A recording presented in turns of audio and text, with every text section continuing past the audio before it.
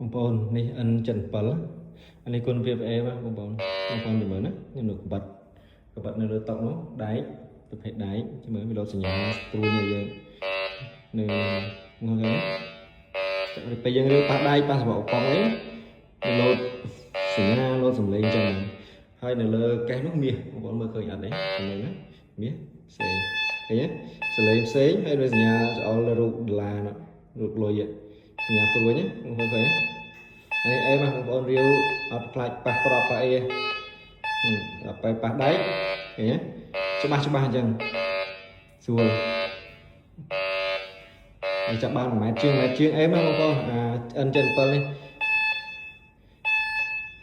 ឃើញទេវាមានតម្លៃនៅចុងនេះមាសបង1ម៉ែត្រជាងណាបងប្អូនណាខ្ញុំធ្វើតេស្តចាក់ស្ដែងហ្មងនោះពូជមួយឯងប្រហែលជា 5G មួយ G ឯង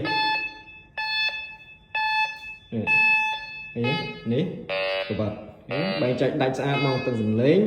ទាំងសញ្ញាព្រួយច្អល់តែយើងលោកបងឃើញក្បត់នៅលើតុ